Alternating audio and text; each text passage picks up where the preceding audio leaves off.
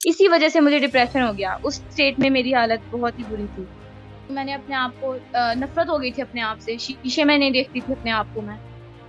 सुए type से होते हैं रीलिंग पे, वैसे लगे हुए थे। तो हुँ, मेरा हुँ। दिल करता था कि मैं वहाँ छलांग मार के मर जाऊँ। अब ये मुझे पता चल गया था कि इस्लाम से मुझे अपना रिश्ता जोड़ने की ज़रूरत है। मैंने प्रो बीटीएस सब छोड़ दिया और फाइनली मैं निकल आई इन चीज़ों से। बीटीएस, ब्लैकपिंक, ईएक्सओ, 17, 101, गॉट7 मतलब कि के पॉप। हमें पता है कि के पॉप में सबसे ज़्यादा फेमस बीटीएस है। बीटीएस की आर्मी अमेरिकन आर्मी से भी ज़्यादा स्ट्रॉन्ग है। फैंस इनसे बहुत ज़्यादा प्यार करते हैं, लेकिन जब ये प्यार टॉक्सिक ऑब्सेशन में तब्दील हो जाए तो वो इंसान को डिप्रेशन और सुसाइडल बना देता है। मेरे साथ आज निम्रा है जो कि एक्स बीटीएस आर्मी है। वो अपनी स्टोरी शेयर करने आई हैं। So let's be very respectful in comments and let's hear her story. Nimra, तुमने मुझे अपने ईमेल में लिखा था कि के पॉप की वजह से तुम्हें डिप्रेशन हो गया था। ये बताओ, ये क्या सीन था? शुरुआत इस तरह हुई कि 1 साल पहले मेरी कुछ दोस्तें थी जो कि के-पॉप के डिफरेंट फैंडम्स में चली गईं। और चूँकि आपको पता है कि जब आपके फ्रेंड्स किसी चीज़ में इन्वॉल्व होती हैं, तो आप भी उस चीज़ में ज़रूर एक दफ़ा जाते हो। बिल्कुल ऐसा ही है।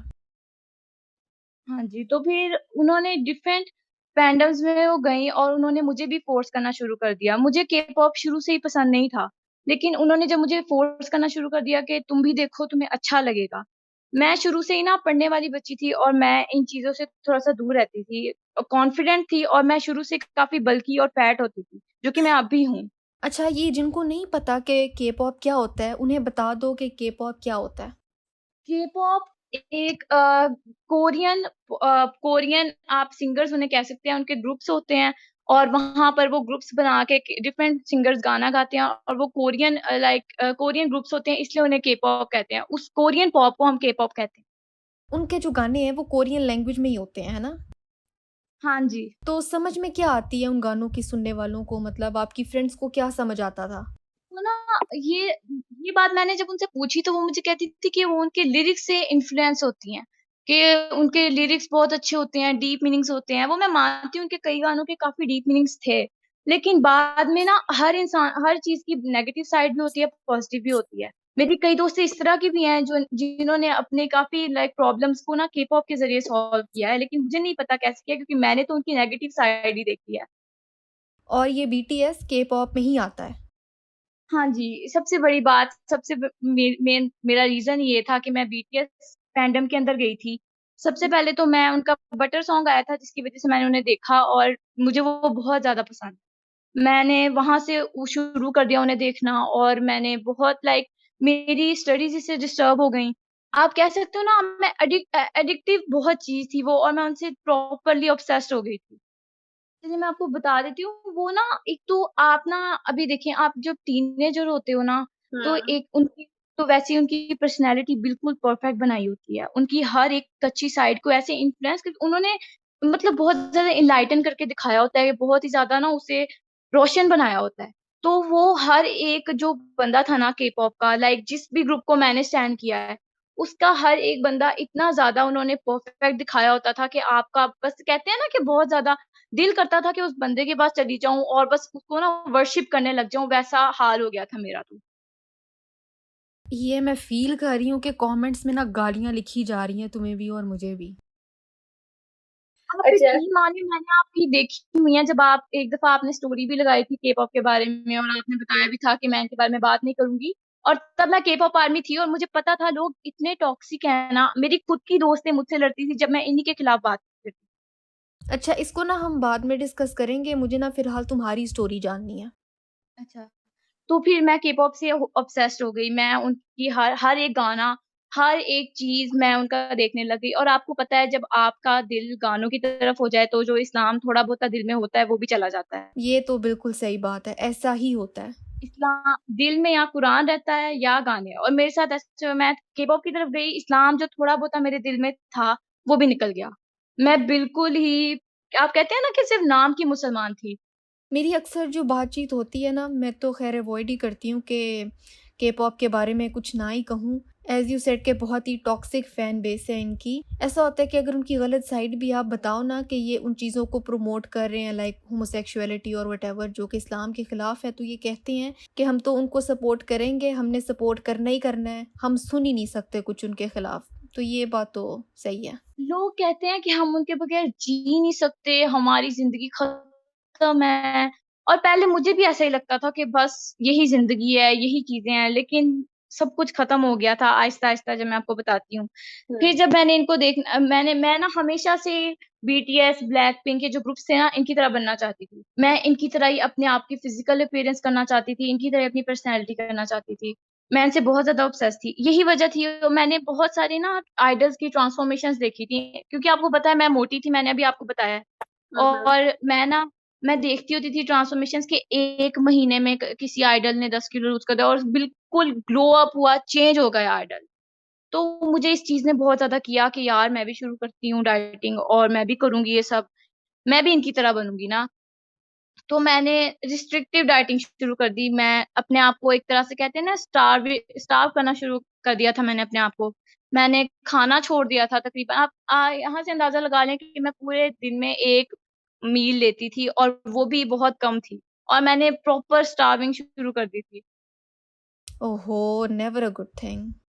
हाँ जी, ये बहुत बुरा था मुझे। तब मैं नई थी इन चीजों में, मुझे ना मतलब डाइटिंग वगैरह में मुझे कुछ अंदाजा नहीं था। मैं शुरू से अपनी बॉडी में कंफर्टेबल थी, लेकिन जब मैंने उन्हें देखा कि वो कितने परफेक्ट हैं, तो मैंने कहा मुझे भी चेंज होने की जरूरत है। अपने आप में इन्फीरियोरिटी कॉम्प्लेक्स पैदा कर लिया, अपने आप में बुराइयां नजर आना शुरू हो गई जो कि पहले थी ही नहीं। ये ये ये चीज ना खुद ब खुद ही मेरे दिल में पैदा हुई, मतलब मुझे किसी ने कहा नहीं। लाइक कई लोग होते हैं ना, आपको फील करवाते हैं, पर मेरे दिल में ये चीज खुद ही पैदा हुई। मेरे मामा पापा ने कभी मुझे फील नहीं होने दिया था कि मैं मोटी हूँ, लेकिन ये चीज मुझे बीटीएस ने फील करवाई। लाइक उनके पॉप ने एक तरह से। नहीं, क्योंकि वो इन्फ्लुएंसर्स है ना, फिर उनका इन्फ्लुएंस तो होता है, इसी को तो इन्फ्लुएंस कहते हैं। हाँ जी। तो मैंने 1 महीना तकरीबन वो डाइटिंग की, और मैंने उसमें तकरीबन 7 किलो लूज़ कर लिया, जो कि बहुत ही अनहेल्दी है। मैं तब ओहो। 16 साल की थी, और मैंने 1 महीने में, एक पता नहीं आधा महीना था, मुझे ये याद नहीं है प्रॉपर, लेकिन मैंने 7 किलो लूज़ किया था। भूखा रह रह के साथ कमजोरी अलहदा। बहुत बहुत था वो, बुरा हाल था। उसके बाद मेरे पेपर स्टार्ट हो गए 9th ग्रेड। तो मैंने के-पॉप वगैरह उस टाइम में ना, जब मेरे पेपर स्टार्ट हुए, तो मेरी तैयारी बिल्कुल ज़ीरो थी। इसलिए क्योंकि मैं के-पॉप में चली गई, मैंने पढ़ाई बिल्कुल कहते हैं ना साइड पे कर दी, सेकंड प्रायोरिटी रख दी। First priority is BTS. तो सही। फिर मैंने अपने पेपर्स की तैयारी शुरू कर दी। मेरे पेपर्स होने लगे, मैंने डाइटिंग वगैरह सब छोड़ दी। और मैं अब बिल्कुल ही कहते हैं ना, अब जब मेरे पेपर्स खत्म हुए ना, तो मैं बिल्कुल वही वेट जो मेरा कम हुआ था, वो उसी डबल स्पीड, लाइक 2 हफ्ते मेरे पेपर हुए हैं, और वो डबल स्पीड में दोबारा। दोबारा से उसी कंडीशन में चली गई, ओहो। हाँ जी, क्योंकि आप देखिए ना, आपने जब सब कुछ दोबारा खाना शुरू कर दिया, तो वही वेट जो मैंने गे लूज़ किया था, वो दोबारा गेन हो। और इस चीज़ ने इतना लाइक कहते हैं ना हिट किया मुझे, बहुत ही बुरा इससे असर हुआ कि मैंने इतनी मेहनत की, और वो सब पानी में मिल गई। एकदम से सैडनेस का तूफान आ गया होगा कि उस शिट ये क्या हो गया। हाँ जी, तो फिर ना कुछ हफ्ते तो ऐसे ही चलता रहा कि मैं उदास थी, लाइक डिप्रेशन वाली स्टेट में नहीं थी, लेकिन मैं उदास थी। तो फिर मैंने ना फैसला किया कि मैं और ज़्यादा रिस्ट्रिक्टिव डाइटिंग करूँगी। लाइक मैंने उस चीज़ को कम करने की बजाय और ज़्यादा करना शुरू कर दिया। इससे ज्यादा और क्या हो सकता है कि पहले दिन में खा ही एक मील रही थी, तो अब क्या। और इस बारे में ना मेरी फैमिली को कुछ पता था कि मैं क्या कर रही हूँ। उन्हें बस पता था कि मैं डाइटिंग करती हूँ, उन्होंने कभी नोटिस नहीं किया था मैं कितना खाती हूँ। और मेरी फ्रेंड्स को भी पता था कि मैं डाइटिंग कर रही हूँ, लेकिन इस तरह का कोई अंदाज़ा नहीं था कि मेरी मेंटल हेल्थ कहाँ जा रही है और मैं कहाँ जा रही हूँ। तो फिर मैंने डाइटिंग शुरू की, और मैंने इस दफ़ा ना, मैं मेरे साथ इस तरह होता था कि मैं करती थी, मैंने अपनी खुराक क्योंकि और कम कर दी थी, तो फिर मैं ना तोड़ देती थी जल्दी। 1 हफ्ते बाद मैं तोड़ती थी, और जब मैं तोड़ती थी, तो मैं जो नॉर्मल अमाउंट में मैं खाना खाती थी, उसे मैं डबल खाना शुरू हो गई। ईटिंग डिसऑर्डर डेवलप कर लिया। हाँ जी, तो मैं इस तरह करती थी, लाइक 1 हफ्ता मैंने डाइटिंग की है, तो फिर मैं 2 दिन खाऊँगी, और उस 2 दिन में मैंने 2 हफ्ते का खाना खा लेना है, और फिर मैंने हफ्ता करनी है, और इस तरह करते-करते मैं बिंज ईटिंग डिसऑर्डर में चली गई। मैं आप लोगों को बताना चाहती हूँ, बिंज इ this there are 3 types of eating disorders. एक जो मुझे हुआ था, वो ये था कि आप खाना खाते हो, और बहुत ही ज़्यादा ओवर ईटिंग करते हो, जब तक आपको कहते हैं ना उल्टी वाली फीलिंग ना आए। ओहो। तो मैं इस उस चीज़ में चली गई और मैं वेट लूज़ करने की बजाय मैंने तकरीबन 10 या 12 केजीज़, लाइक पहले ही मैं मोटी थी और मैं तब ओबीस हो गई और मैंने और गेन कर लिया। और वो सबसे ज़्यादा बुरा बुरा पॉइंट था मेरे लिए, लाइक डिस्ट्रक्टिव पॉइंट था। मैं बहुत ही ज़्यादा, मेरी मेंटल हेल्थ खराब हो गई है देख के कि मैं कम करने की बजाय और गेन कर लिया मैंने। ऊपर से तुम देखती होगी के-पॉप मेंबर्स को तो फिर कहती होगी कि ये क्या हो गया मेरे साथ? वो तो बहुत बुरा था। मैं उन्हें देखती थी, मुझे और गिल्ट वाली फीलिंग आती थी। मैं गिल्ट की वज़ह से और खाती थी। लाइक अपने कम्फर्ट फूड को मैंने अपना कम्फर्ट बना लिया था। मैं और खाती थी ताकि मैं उस गिल्ट को दूर कर पाऊँ। और ये साइकिल यूँ ही चलता रहा फिर? हाँ जी, ये साइकिल ऐसे ही चलता रहा और क्या कहते हैं, मैंने बहुत ज़्यादा खाया। मुझे उससे याद है, मैं रातों को स्पेशली उठती होती थी सिर्फ़ ओवर ईटिंग करने के लिए। तुम्हारे कंट्रोल में सब कुछ था या तुम्हें भूख लग जाती थी बहुत ज़्यादा? नहीं, नहीं, मुझे बिल्कुल भूख नहीं लगती थी। मैं सिर्फ़ अपने जो दिल में गिल्ट था, दिल में जो मेरी उदासी थी, उसको ख़त्म करने के लिए खाती थी। ये मुझे याद है कि मैं किसी तरह इस चीज़ को, जो मेरे दिल पे पत्थर है, जो भी भार है, इसको ख़त्म कर, इसी वज़ह से मुझे डिप्रेशन हो गया। उस स्टेट में मेरी हालत बहुत ही बुरी थी। मैंने अपने आप को नफ़रत हो गई थी अपने आप से, शीशे में नहीं देखती थी अपने आप को मैं। लाइक मैं वो बच्ची थी जो अपनी क्लास में सबसे ज़्यादा कॉन्फिडेंट होती थी और मेरा कॉन्फिडेंस एकदम से नीचे आ गया और मैं बिल्कुल ही पीछे रहने लग गई और मैंने पढ़ना भी छोड़ दिया। ये चीज़, लाइक पढ़ना छोड़ा नहीं, एक तरह से कह सकते हैं, मैं बहुत पीछे रह गई थी स्टडीज़ में भी। बहुत इफ़ेक्ट किया इस चीज़ ने और मैंने स्कूल जाना कम कर दिया था। मैं क्या आइसोलेट कर लिया था अपनी कै और इस चीज़ में ना मेरे खानदान वालों का भी रोल है। वो मुझे बहुत ज़्यादा बॉडी शेम करने लगे थे जब उन्हें पता चला कि मैं और मोटी हो गई। आय हाय! ये बहुत गलत बात है। बहुत बुरी, मुझे याद है मैं गैदरिंग पे गई थी और वहाँ पर जितनी आंटियाँ थी उनका रिएक्शन था, वो लाइक इतना हैरान हुई और उन्होंने मुझे ऐसे देखा जैसे मैं पता नहीं कोई एलियन होती हूँ और मुझे कहा कि तुम बहुत मोटी हो गई हो। हालाँकि उनके खुद के बच्चे इतने मोटे हैं और मुझे तब इतना फ़ील हुआ था कि मेरा दिल कर रहा था कि मैं ज़मीन उगल ले मुझे, मैं नीचे मर जाऊँ, गिर जाऊँ। बस इस तरह का मेरा हाल रहा था। यार ऐसों को ना मुँह पे जवाब देना चाहिए कि आंटी आपके घर का थोड़ी खाते हैं, आप चिल करें, आपको क्या टेंशन है? आपको अंदाज़ा नहीं है, मेरी ना तब मेंटल हेल्थ इतनी ख़राब थी कि मैं किसी को जवाब नहीं दे पाती थी। मैं मतलब कहते हैं ना कि एक बंदा पहले ही डूब रहा है, आप उसे और धक्के दे-दे के डुबा रहे हो और वो कुछ कर हुँ। भी नहीं पा रहा, हेल्पलेस थी और मुझे याद है मैं उस गैदरिंग में रो पड़ी थी और मेरा कज़न फिर मुझे घर ले गया था, उसे पता ही नहीं था हुआ क्या है मेरे साथ। लोगों को पता नहीं होता कि इंसान के अंदर चल क्या रहा है, वो बस कमेंट्स पास कर देते हैं। हाँ जी, वो इस तरह ही करते हैं, उन्हें कोई परवाह नहीं होती और मेरी फैमिली, मेरी मम्मा मुझे कहती थी कि तुम्हारा कॉन्फिडेंस लूज़ हो गया है, तुम्हें हिम्मत ही नहीं है किसी को फेस करने की, तुम दा जाती ही नहीं हो गैदरिंग्स पे, इस तरह फिर और इसी वज़ह से मैंने अपने आप को और आइसोलेट कर दिया और मुझे एंग्ज़ायटी पैदा होने लगी। मैं जब भी किसी गैदरिंग में जाती थी, मुझे इतनी घबराहट होती थी, मुझे पैनिक अटैक्स आना शुरू हो जाते थे। उफ़! यही सोच के कि अभी कोई कमेंट ना पास कर दे, लोग मुझे देख रहे होंगे, मुझे जज कर रहे होंगे।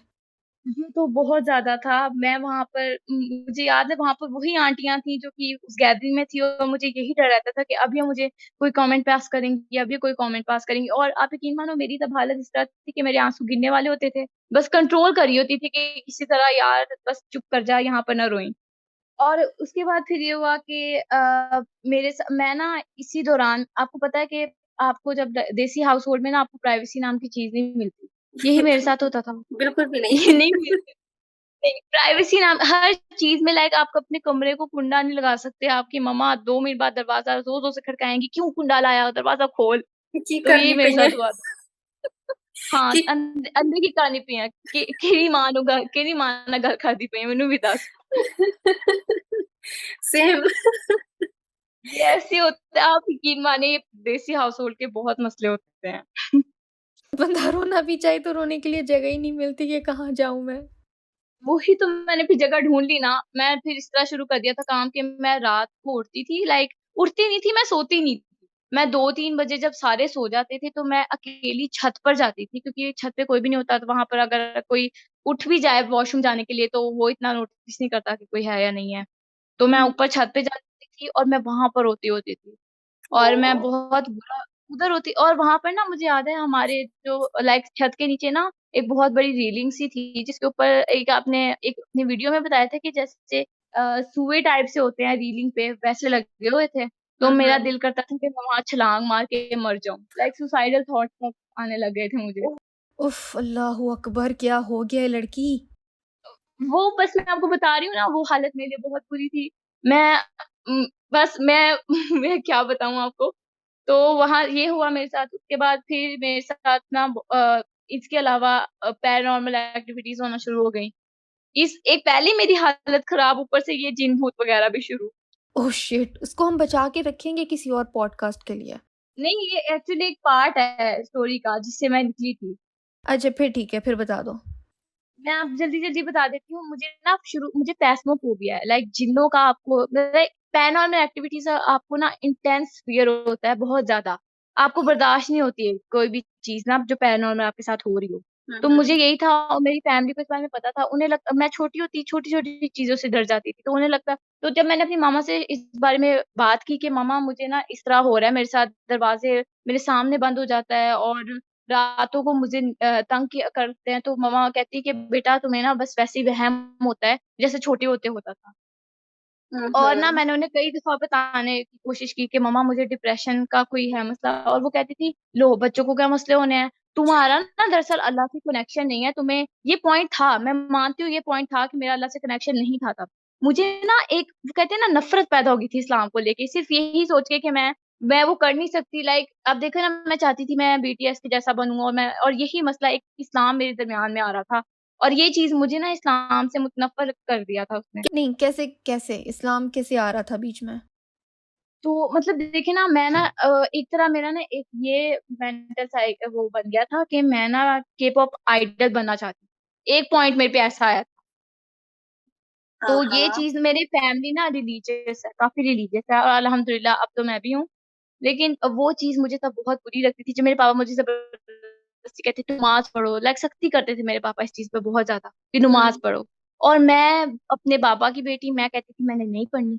इस बात पे मेरे घर में मुझे मम्मा-पापा से लड़ाइयाँ होती थीं, और ये चीज़ मुझे इस्लाम से बहुत दूर ले गई थी, और ये मुझे मुतनफ़्फ़र कर दिया था इस्लाम से, इस चीज़ ने। तो फिर आपको पता है कि ये जब पैरानॉर्मल एक्टिविटीज़ मेरे साथ होना शुरू हुई, तो रातों को मुझे स्लीप पैरालिसिस होना शुरू हो गए। मुझे वो चीज़ ना सोने नहीं देती थी। मेरे सेकंड टर्म के पेपर हो रहे थे, तब सर्दियों के टाइम था। मैं रात को जब सोती थी ना, तो मुझे कोई ठंडी हवा का झोंका मतलब ज़ोर से मुँह पे लगता था और मैं उठ जाती होती थी। और फिर मुझे दोबारा नींद नहीं आती थी। नींद आती थी तो उसमें स्लीप पैरालिसिस होते थे मेरे साथ।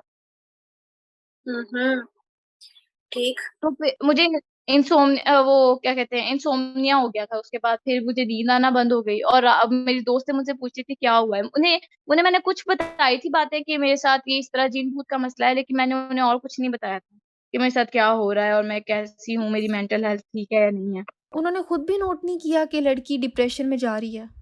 नहीं, मैंने दरअसल ना मैं कहते हैं ना इंसान बहुत अच्छा छुपा लेता है। मैं स्कूल में बिल्कुल नॉर्मल होती थी। और मुझे याद है मेरे दिल पे वो भार होता था कि यार मैं डबल फेस वाला काम कर रही हूँ, कि मैं इनके साथ कुछ और हूँ, घर पे कुछ और हूँ, लेकिन मैं अच्छी तरह कवर कर लेती होती थी। मैं स्कूल में बिल्कुल नॉर्मल थी, सही हो गया, ठीक है। और घर वालों ने इतनी ज़हमत ही नहीं की कोई नोट करे।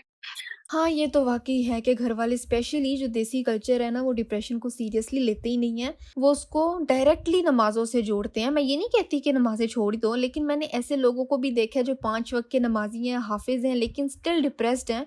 तो ये डिप्रेशन को ना वैसे ही लेना चाहिए जैसे अगर गोडे में दर्द शुरू हो जाए तो आप डॉक्टर के पास जाते हो ना, वैसे दिमाग का हाल है।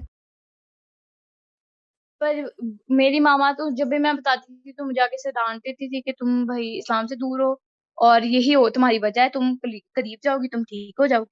तो फिर मेरे साथ जो जिन के वाक़यात थे वो और ज़्यादा होना शुरू हो गए। वो चीज़ मुझे बहुत तंग करती थी, जो भी वो थी। एक मेरे पे ना एक टाइम इस तरह आया था जब उसकी खुशबू मुझे आने लग गई थी चीज़ की, जो भी वो था। वो खुशबू पूरे घर में सिर्फ़ मुझे आती होती थी। मैंने बहुत दफ़ा अपनी मामा से इनडायरेक्टली पूछा था, उन्होंने कहा था कि मुझे कोई खुशबू नहीं आ रही। ना मेरे पापा को आती थी, ना मेरे भाई को आती थी, हम 4 ही लोग थे घर में, और सिर्फ़ मुझे आती थी। और वो भी सिर्फ़ तब आती थी जब मैं उसको बुलाती थी। एक दफ़ा मेरे पापा से मेरी लड़ाई हुई थी, तो मैंने रोने लग गई, और मैंने ना उस चीज़ को बुलाया। लाइक मैंने कहा तुम कहाँ हो? आओ, मतलब मैं स्टूपिड थी, मैंने स्टूपिड हरकत की थी, और आप यकीन मानिए वो खुशबू मुझे तब आने लग गई, और वो मेरे पास बेड से आ रही थी। और उसके बाद जब मैं ठीक हो गई तो मैंने उसे कहा कि चले जाओ, और वो चली गई। खुशबू किस तरह की थी, डिस्क्राइब कर सकती हो? ये आप मतलब आप यकीन मानिए, अभी ये मुझे भी नहीं पता कि ये खुशबू का कहाँ से ताल्लुक है, लेकिन वो खुशबू ना बहुत ज़्यादा कहते हैं ना बहुत ज़्यादा एडिक्टिव टाइप सी थी, मेरा दिल करता था कि वो जहाँ से भी आ रही है ना, मैं उस इंसान को या जो भी वो चीज़ है ना, उसके पास चली जाऊँ। वो इतनी ज़्यादा वो कहते हैं सेडक्टिव टाइप सी थी खुशबू। सही। मैंने एक दफ़ा फिर रात का टाइम था और ना ये यहाँ से मेरा मोड़ निकला था, लाइक मैं इस चीज़ ये वो दिन था जब मैंने डिसाइड किया था कि मैं चेंज होंगी। तो मैं अब ये मुझे पता चल गया था कि इस्लाम ही लाइक इस्लाम से मुझे अपना रिश्ता जोड़ने की ज़रूरत है। इस मोड़ पे मुझे ये समझ आ गई। तो एक दिन मैं बैठी मामा के पास ना बात कर रही थी वैसे ही। तो ना मुझे ये चीज़ बहुत ज़्यादा ज़ोर से हिट की कि मेरी ज़िंदगी कहाँ जा रही है और मैं इस तरह तो बिल्कुल ही कहते हैं ना मेंटल मतलब असाइलम में चली जाऊँगी, मैं पागल हो जाऊँगी ऐसे, जिस तरह मेरी हालत है। हुँ, मैंने अपनी मैंने अपनी मामा को बताया वो ना बहुत ज़्यादा तब लाइक उन्हें अंडरस्टैंडिंग टाइप से उन्होंने बात की। उन्होंने कहा, "बेटा क्या हुआ है तुम्हें? मैं हूँ तुम्हारे साथ।" और इस बात पे मैं फूट-फूट के रोना शुरू हो गई अपनी मम्मा के पास। ओह! मैंने मैं मुझे याद है मैं बहुत रोई उस टाइम लेकिन मैंने मामा को डिप्रेशन के बारे में कुछ नहीं बताया। मैंने ये जिन-भूत का सारा वाक़या बताया कि मम्मा मेरे साथ ऐसे-ऐसे हो रहा है। अब आप लोग मुझे नहीं सीरियस ले रहे लेकिन ये चीज़ है और मुझे ये बहुत तंग कर रही है।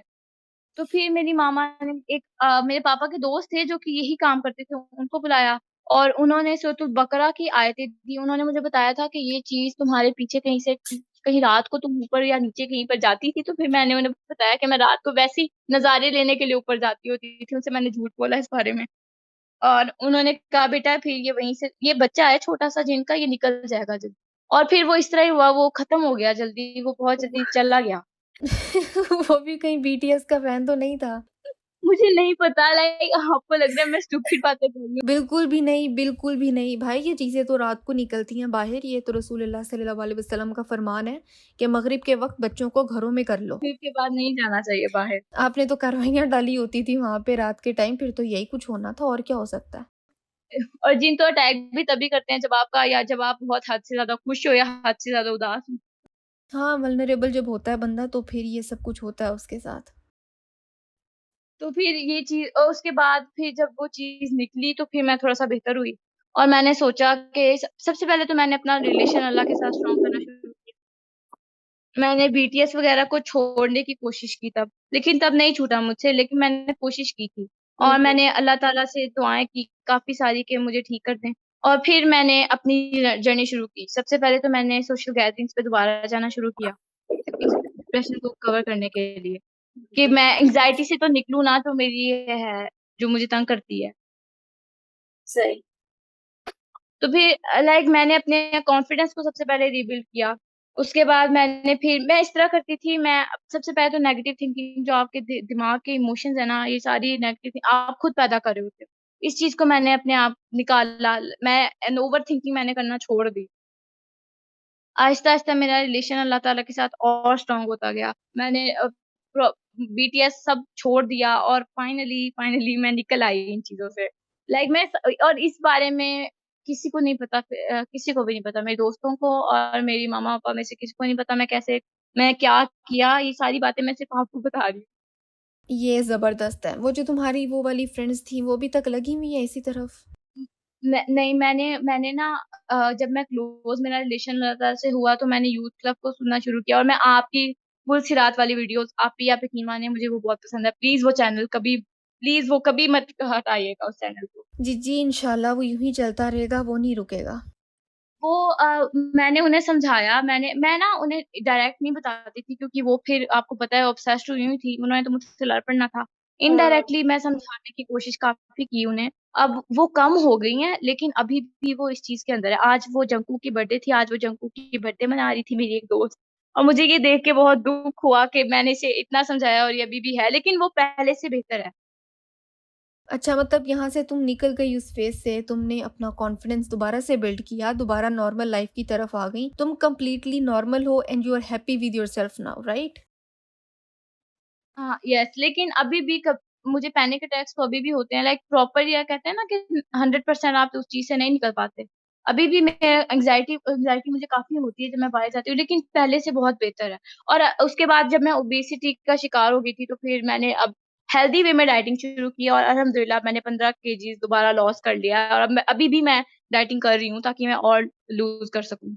हेल्थी वे में डाइटिंग यार करनी भी चाहिए, लेकिन वो जो एक्सट्रीम हो जाते हैं ना लोग, वो गलत है जो तुमने की थी। हाँ जी, वो बस मेरा ना, बस बीटीएस ने और के पॉप ने और ब्लैक पिंक ने दिमाग खराब कर दिया था मेरा। अब यहाँ पे कमेंट्स आएंगे कि निम्रा ये तुम्हारा कसूर था, बीटीएस ने थोड़ी तुम्हें कहा था कि डाइटिंग करो और पागल हो जाओ, ये सब बीटीएस पे मत डालो, खबरदार जो तुमने आर्मी को छेड़ा हम कत्ल कर देंगे तुम्हारा।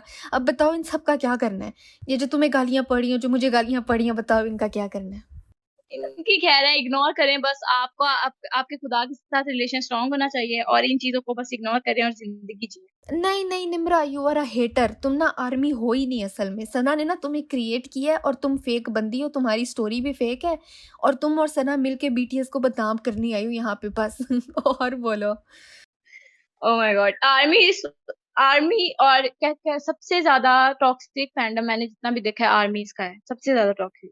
एक ना टिकटॉकर थी, जब वो आर्मी बनी तो लिटरली मेरी दोस्त उसे कहती कि वो फेक है, वो जानबूझ के बनी है, उसका तो भाई कोई हक ही नहीं है, ये क्यों बनी है, ये बीटीएस हमारा है, ये क्यों बनी। उसका उनका रिएक्शन ये था और मैं तब लाइक मैं थी कि वाह, कितने लाइक अच्छे हो तुम लोग। वही देखो, मेरी ना बात सुनो, ये जितने भी बीटीएस आर्मी वाले सुन रहे हैं ना, हमें बीटीएस से कोई मसला नहीं है। बीटीएस के पॉप जितने भी बैंड्स हैं, मैंने आज तक इनका एक गाना भी नहीं सुना। मेरी तरफ से वो जो मर्जी करे, आई डोंट केयर। मसला हमें जो है वो तुम लोगों से है, तुम लोगों के बिहेवियर से है। You literally worship them. आप ना, अब मैंने क्या कहते हैं, एक दफा मुझे याद है उनका ना एक मेंबर था जिसपे रेप केस था। मैंने उसकी बात अपनी दोस्त से की थी, एक जो मेरी बहुत ज्यादा क्लोज फ्रेंड थी ना। तो मैंने, वो बीटीएस आर्मी थी तब टॉप की, मैंने उससे बात की और वो मुझसे कहने लगी नहीं ऐसा तो हो ही नहीं सकता, ये तो हो ही नहीं सकता, वो तो इतना अच्छा है। मैंने कहा तुम उसकी पर्सनल लाइफ में थोड़ी ना देख के आई हो कि वो कैसा है। उनकी पावर है, उन्हें पता है कि हमारी आर्मी अंधी है और हम कर भी लेंगे तो कोई फर्क नहीं पड़ेगा। और तब तब नहीं, वो मुझसे लड़ पड़ी थी इस बात पे और बहुत ज्यादा फिर मसला हुआ था। तो प्रूफ हो गया था फिर? हाँ हाँ जी, नहीं वो नहीं हुआ, वो सिर्फ एक केस था बहुत पुराना और अच्छा, मैंने अगर उससे बात की थी। वो प्रूव हो भी जाए तो ये कहेंगे तो फिर क्या हो गया, वो जो मर्जी करें, तुम्हें क्या तकलीफ है, उनकी जिंदगी है। हाँ ऐसे ही हुआ था उनके ना, उनका एक मेंबर है वी, उसने सिगरेट पी ना, तो मैंने अपनी दोस्त से बात की इस बारे में। तो शी वाज लाइक उसकी जिंदगी है, तुम्हें क्या मसला है इससे, वो जो मर्जी करे यार, हम उसकी जिंदगी में कौन होते हैं बोलने वाले। और मैं कह रही थी कि मेरा ये था, मैंने कहा यार ये कितना इन्फ्लुएंस, लाइक ये तो इस तरह तो बहुत सारे लोग उसे देख के सिगरेट पीना शुरू कर देंगे, जैसे मेरा हाल हुआ था। देखो ठीक है, अगर किसी को कोई सेलिब्रिटी पसंद है, सबको ही कोई ना कोई पसंद होता है, इट्स फाइन, लेकिन इतनी एक्सट्रीम पर नहीं जाना चाहिए ना। एक हदीस है रसूलुल्लाह सल्लल्लाहु अलैहि वसल्लम की कि इंसान मरने के बाद रोज़े महशर उनके साथ होगा जिनसे वो मोहब्बत करता है, प्यार करता है। अब आप खुद ही देख लो कि जिससे एक्सट्रीम हद तक प्यार करते हो, तुम्हें वो जन्नत में नजर आ रहा है या जहन्नुम में नजर आ रहा है, ये रिस्क लेने को तैयार हो तुम लोग? बोलो बोलो। एक और ये था कि मुझे ये नहीं पता ये हदीस है कि, बट आई, मतलब मुझे ये पता है कि इंसान जो चीज अपनी जिंदगी में ज्यादा करता है वो मरते वक्त भी वही चीज कर रहा होता है। वाकयात सुने हैं मैंने प्रॉपर के, एक इंसान मरने वाला होता है और उसके आसपास के लोग उसे बार बार कह रहे होते हैं कि कलमा पढ़ लो, कलमा पढ़ लो, लेकिन वो आखिरी सांसों पर भी ना उसके मुंह से गानों के लिरिक्स ही निकल रहे थे। बहुत ही कहते हैं ना कि हार्ट बस ब्रेकिंग। खत्म, हार्ट ब्रेकिंग भी है और ये कहते हैं आपकी आखिरत तबाह बर्बाद खत्म बिल्कुल। हो गई। लेकिन चलो, आई रियली होप कि ये जितने भी ऑब्सेशन हैं वो टीनेजर्स में ही हैं और वो एज के साथ साथ ख़त्म हो जाते हैं। क्योंकि मैंने जितनी लड़कियां देखी हैं ना जो आर्मी हैं, वो टीनेजर्स हैं, वो छोटी लड़कियां हैं, and I really really hope कि एक टाइम के साथ ये चीज़ उनमें से निकल जाए। मैं 16-15 साल की थी जब मैं के पॉप में गई हूँ और लाइक तकरीबन 1 साल रही हूँ मैं, और अब मैं 17 की हूँ, लाइक 1 महीने पहले मैं बनी थी मेरी बर्थडे से, सो सॉरी थोड़ा सा कंफ्यूज कर रही हूँ मैं। एक और बात, मैंने ना बहुत लोगों को देखा है जो बीटीएस आर्मी है, वो ज्यादातर लोग अपने बारे में बहुत इनसिक्योर है। लाइक जितने दोस्तों से मैं मिली हूँ, वो ज्यादातर हम्म। अपने बारे में इनसिक्योर है। अपनी और फिजिक को मुझे लगता लेके। है इसमें उनका भी कोई पार्ट है ये रोल अदा करने में। अपनी फिजिक को लेके इनसिक्योर है वो? लाइक नहीं, अपने हाँ, ज्यादातर लोग ना अपनी शक्ल को लेके और अपनी फिजिक को लेके इनसिक्योर हैं, ज्यादातर जो लोग हैं जिनको मैं मिली हूँ अभी तक। ज़ाहिर है बंदा तो फिर इनसिक्योर हो ही जाता है ना। हालांकि जितने भी के पॉप आर्टिस्ट्स हैं, के पॉप क्या, हर किसी आर्टिस्ट, हर सेलिब्रिटी को देख लो, वो सर्जरियां करवा के ऐसे बनते हैं। हम तो नहीं करवा सकते सर्जरियां भाई, ना हम कर सकते हैं ना करवा सकते हैं। तो फिर हमारी तो असल शक्ल यही होती है ना, उस पर पिंपल भी होते हैं, रैशेस भी होते हैं, पिगमेंटेशन भी होती है। इसको एक्सेप्ट करो। एक ये भी था कि के-पॉप की जो कंपनीज़ होती है ना, उनका मेन गोल ही ये होता है कि अपने आर्टिस्ट को इतना अट्रैक्टिव और इतना खूबसूरत बनाओ कि लोग उसकी गानों से नहीं तो उसकी शक्ल से इन्फ्लुएंस होके उसके पास आएँ। तो मैं सबसे पहले तो आपको मैंने जैसे बताया कि मैं अपनी फीलिंग्स के बारे में ओपन नहीं हूँ, मैं किसी से भी अपनी ये वाली बात तो मैंने आज तक किसी से शेयर नहीं की, खुल के, जैसे मैंने आपको बताई है। तो जी। मेरा पहले ना कोई इरादा नहीं था कि ये मैं आपके साथ शेयर करूँ। लेकिन फिर जब मैंने बाकी लोगों की हिम्मत देखी तो मैंने भी हिम्मत की, क्योंकि मेरा मेरा मैं ये सोच रही हूँ, मैंने कहा अगर मैं इस चीज़ से स्ट्रगल कर रही हूँ, तो मुझे नहीं पता कि कितने और लोग भी इस चीज़ से स्ट्रगल कर रहे हैं। तो मैं सिर्फ ये बताना चाहती हूँ कि अगर मैं ये काम कर सकती हूँ ना, तो वो लोग भी कर सकते हैं। अगर मैं बगैर किसी प्रोफ़ेशनल के बगैर किसी को बताए डिप्रेशन, एंग्ज़ायटी और बिंज ईटिंग डिसऑर्डर से निकल के वापस आ सकती हूँ, तो वो भी आ सकते हैं। उन्हें सिर्फ अपना स्ट्रॉन्ग अल्लाह से रिलेशन बनाना है और अपने आप पे भरोसा रखना है कि वो ये काम कर सकते हैं। लेकिन सबसे बड़ा स्टेप तो ये है ना कि रियलिटी को एक्सेप्ट किया जाए कि हाँ, मेरे साथ एक प्रॉब्लम है और इस प्रॉब्लम की वजह ये है और इसको मैंने सॉल्व करना है। हाँ जी, सबसे लोग ना इग्नोर करते हैं अपनी फीलिंग्स को। उन्हें वो नहीं देखते कि उनके साथ मसला क्या है। वो बस इस बात पे रोते हैं कि हम उदास हैं, वो ये नहीं देखते कि उदासी की वजह क्या है। और मेरे साथ इस तरह का मसला नहीं था, मैं शुरू से ही लाइक इन चीज़ों में मेरा ध्यान बहुत ज़्यादा था, बिंज ईटिंग डिसऑर्डर और डिप्रेशन वगैरह का मुझे पता था कैसे होते हैं और क्या होता है इसमें इंसान के साथ, लेकिन एक्सपीरियंस नहीं किया था। और जब ये हुआ था तो मुझे पता था कि मेरे साथ मसला है और इस चीज़ को मैंने फिर इसलिए फिर जल्दी निकल आई, लाइक 5-6 मंथ्स का ड्यूरेशन था कि इस चीज़ के अंदर गई हूँ मैं। और बीटीएस लाइक एक तो पसंद जब आए थे तो 6 महीने रही, उसके बाद फिर 6 महीने मुझे इस चीज़ से निकलते-निकलते लगा। और जो लोग अभी भी क्रेज़िली ऑब्सेस्ड हैं उनसे, उनसे क्या कहोगी कि काम चुप के रखें या हौले हो जाएँ? हौले हो जाएँ, ये चीज़ ना अभी आपको अच्छी लग रही है, ये 1 साल अच्छी लगेगी, 2 साल अच्छी लगेगी, उसके बाद ये आहिस्ता-आहिस्ता ना आपको अंदर से खा जाएगी, मैं बता रही हूँ, लोगों को भी ये बात समझ नहीं आती। मुझे ये पता है कि जब आपके फ्रेंड्स इस चीज़ में जाते हैं, तो वो आपको बना देते हैं। मैंने खुद एक लड़की को आर्मी बनाया था और ये चीज़ मुझे बहुत ज़्यादा मुझे ना ये कि यार मैंने उस चंगी भली लड़की को ना बुराई में डाल दिया। पकड़ो उसको, किधर है वो अभी? नहीं, वो मैंने उसे निकाल दिया। वो एक और मेरी दोस्त है, वो लाइक मेरी हेल्पर है, रिलीजियस वो भी काफ़ी है और वो मेरी मदद करती होती है और हम दोनों ने मिलके कोशिश की कि वो निकल आए और अब वो बेहतर है, अब उसने छोड़ दिया है। लेकिन अभी भी वो कभी-कभी देख लेती है उन्हें, वो प्रॉपर नहीं छोड़ पाए। यार देखना और सुनना एक चीज़ है पर ऑब्सेशन नहीं होनी चाहिए ना पागलों वाली। हाँ, वो ऑब्सेशन से निकल आई है। ऑब्सेशन से ना अब कोई भी मेरे फ्रेंड साइकिल में जो भी है ना वो ऑब्सेस्ड नहीं है। अब निकल आई है इन चीज़ों से दोस्तें। क्योंकि सबसे ज़्यादा तो मैं ही थी ऑब्सेस्ड। मैं निकल आई तो बाकी सारे भी निकल आए उस चीज़ से। जब मैंने उन्हें कहना शुरू कर दिया कि निकलो, निकलो बाहर निकलो इस चीज़ से। चलो I am really happy for you कि तुमने इतने अच्छे से इस सब चीज़ से कोप किया बगैर किसी की हेल्प के, बगैर किसी को बताए एंड आई एम श्योर कि ऐसे बहुत से लोग होंगे जो कि तुम्हारी इस स्टोरी से गुज़रे होंगे। मुझे पता है मेरी कई फ्रेंड्स इस तरह की हैं, जिन्होंने अपनी स्टोरी शेयर की हुई है मेरे साथ और यहाँ पर ना आजकल की जो पेरेंट्स हैं वो ये सोचते हैं कि हमारे बच्चों में ना कोई मसला ही नहीं है। मेंटल हेल्थ कोई चीज़ ही नहीं है। पाकिस्तान में इसकी रेशियो क्यों कम है? क्योंकि डायग्नोज़ नहीं होती ये चीज़। और लोग लिटरली उन लोगों साइकोलॉजिस्ट को पागल कहते हैं, पागल खाने वाला डॉक्टर। मैंने बात की मैंने साइकोलॉजिस्ट बनना है, मेरी मम्मा मुझसे लड़ पड़ी कि भई वो तो पागलों का डॉक्टर है, तूने भी पागल होना है। तो फिर उन्हें बताना था ना कि जो थेरेपिस्ट्स होते हैं वो 1-1 घंटे के कितने पैसे चार्ज करते हैं। मैंने आपके मेरे बताया को था, मेरी मम्मा कहती नहीं, तुम भई और कुछ बनना है, तुमने ज़रूर पागल होना है, तुम तो पागल हो जाओगी, मेरी एक ही बेटी वो भी पागल। मम्मा कहती एक ही बेटी है वो भी पागल कर दे, तू भी पहले ही पागल है और पागल हो जाओ। सर मामा की बात किसने माने, मामा को जब पैसे नज़र आ गए कि बस बच्ची पैसे कमा रही है और सही है, तो मामा ने कहना है गुड जॉब बेटा, I am proud of you. सही है, फिर तुमने साइकोलॉजिस्ट ही बनना है और फिर उन लोगों की थेरेपी करनी है जो लोग वियर्ड ऑब्सेशंस में मर चुके हैं, तुमने उनको उनसे निकालना है। बस ये पर्पस बना लो लाइफ का। ये चीज़ मैं क्योंकि फ़ील कर चुकी हूँ, मुझे पता है कैसा फ़ील होता है जब आपको कोई समझने वाला ना हो और जो हो उसका पता ना हो। तो मैं हाँ, पूरी कोशिश करूँगी कि मैं अपना एम को लाइक करूँ कि मैं इसी ही बनूँ। इसके अलावा और कुछ शेयर करना चाहती हो? नहीं बस मैं आपको ये कहना चाहती हूँ, मैं आपकी बहुत बड़ी फ़ैन हूँ। मैं सीरियस कह रही हूँ आप ही और आपको पता है सबसे इम्पोर्टेंट बात, मेरी दोस्तों ने जो बीटीएस की फैन थी उन्होंने आपका चैनल मुझे रिकमेंड किया था और मैं आपकी कहते हैं ना आप ही हमेशा सच का साथ देती है और ये चीज़ मुझे बहुत ही ज़्यादा इन्फ्लुएंस करती है और बहुत ही ज़्यादा अच्छी लगती है। यार होना भी ऐसे ही चाहिए, इंसान बोले तो सच बोले। इधर हम किसको इम्प्रेस करने आए हुए हैं? बस अल्लाह को इम्प्रेस करना है, बाकी सब भाड़ में जाए।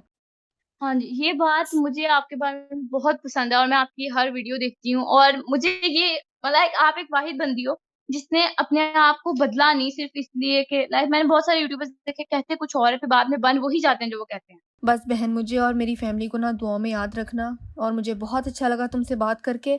मैंने बहुत एंजॉय किया तुमसे ये conversation and I really hope कि लोगों को मिर्चें ना लगी हो इस पॉडकास्ट से, बल्कि उन्होंने इससे कोई मदद ही हासिल की हो। चलिए लग भी गई है तो इग्नोर बस इग्नोर करें। हाँ, ठीक है निम्रा, मुझे बहुत अच्छा लगा तुमसे बात करके and I am really proud of you. ऐसे ही तुमने अपने आप को इम्प्रूव करते रहना है और फिर इंशाल्लाह तुमसे बात होती है। अपना ख्याल रखना। अल्लाह हाफिज़। अल्लाह हाफ़िज़। अगर तुम भी अपनी कुछ स्टोरी शेयर करना चाहते हो, पॉडकास्ट में आना चाहते हो, तो डिस्क्रिप्शन में लिंक मौजूद है, उस वीडियो को देखो, उसको फॉलो करो और मेरे साथ इस पॉडकास्ट में शामिल हो जाओ।